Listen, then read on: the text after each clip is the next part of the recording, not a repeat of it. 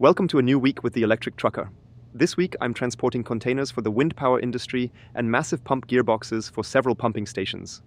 It's Monday morning, minus 5 degrees Celsius, and I'm now loaded with two 10-foot containers for a wind turbine company. They build offshore and onshore wind farms, and when large construction sites are relocated, all their tools and equipment need to be moved as well. So I'm helping logistically to support the energy transition.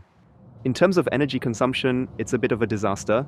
There's a gap between the truck and the first container, causing a lot of air turbulence, plus it's quite cold today. I started off at 1.7 kilowatt hours per kilometer, but it has dropped to around 1.3 after a few hours. But what I keep noticing is, consumption is mostly influenced by aerodynamics, and hardly ever by weight. Some ice sheets just fell off a trailer on the other side of the highway. Ice buildup is a real problem. When a truck sits overnight, moisture or rain freezes on the roof, and once you start driving, those ice sheets can fall off, sometimes even onto other cars, which is extremely dangerous. At our company, we have a scaffold you can park next to so you can push the ice off with brooms or poles. I've also seen trailers equipped with airbags where you inflate them to create a peaked roof.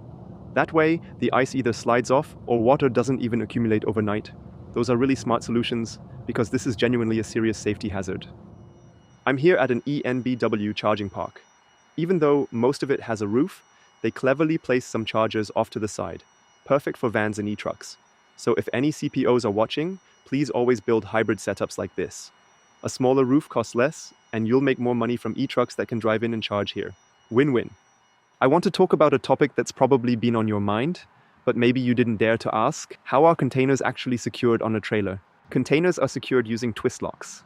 They latch into the container's corners, are turned 90 degrees, pulled down, and then screwed tight underneath so they can't move. This happens on all four corners to secure a standard 40-foot container. In the middle of the trailer, there are also two additional twist locks, so you can securely transport two 20-foot containers. And if you have a very heavy 20-foot container, you can even place it in the center because there are more twist locks there too. Modularity is great, but 10-foot containers can't be fully secured with twist locks. That's why I had to center each container and strap them down with belts. And another important thing, the container doors need to be accessible at all times for safety. If the police notices that they aren't, you can get a big fine.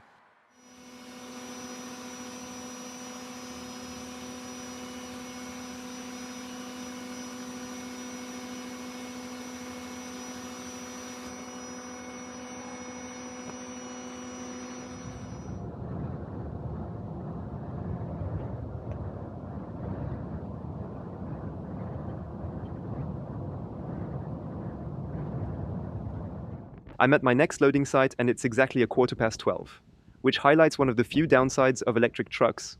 You might arrive at a customer's site during their lunch break. While other truck drivers can simply take their rest break, I'm just standing here and can't charge the truck. But the solution is simple, just ask ahead of time. Some companies work straight through the day, others have lunch breaks at different times. If you know it in advance, you can use that time efficiently and head to a charging station. That's why it doesn't make sense to set up truck chargers everywhere. It's better to ask and plan accordingly. Rule number 1 for all electric drivers, but also truckers out there: don't be a zero hero. There will be many moments when battery and range really get tight, but it's better to make an extra charging stop than to be forced into one and get even more stressed. I was just unloaded and still had 55 kilometers of range left with 18% battery. Then I restarted the truck, and suddenly I only had 13%.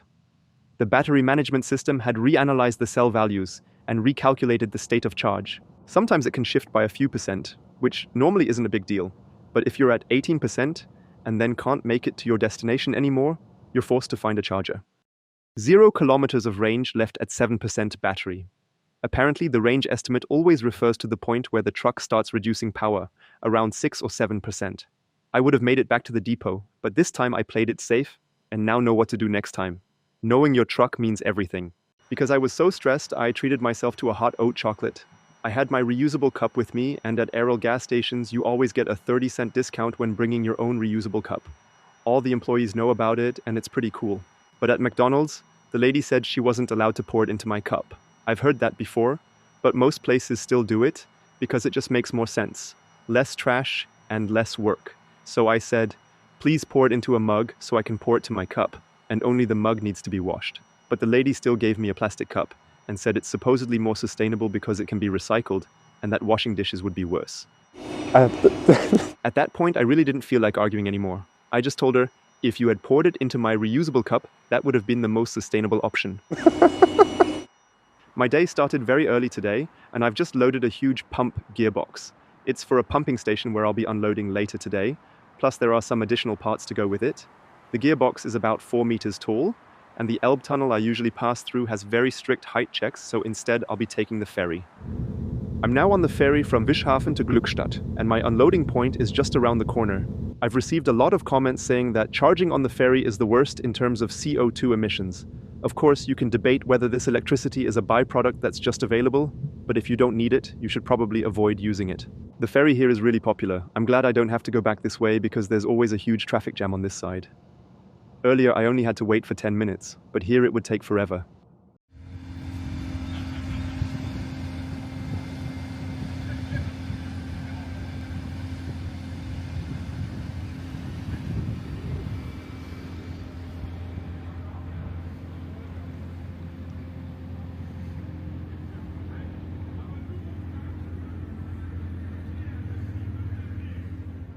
Good morning. I left at 6 o'clock today because I have the next follow-up job, which is more pump parts. 2 pump rotors and a gearbox. In total, that's 22 tons with a consumption of around 1.4 kilowatt hours per kilometer. Now it's back to the depot. But since I'm on this empty road, I want to show you how this truck can accelerate.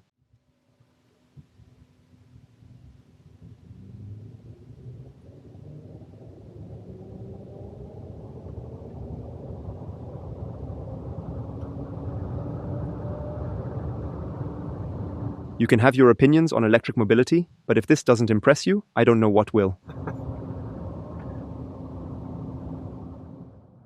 There aren't many things that annoy me. I handle everything well, but there is one exception. Having to pay for the toilet at every gas station and rest stop. It's not bad if you just travel, but as a truck driver it adds up quickly. You don't just go once, but several times if you're parked for the whole night. And you can't even pay with a card, you always need change.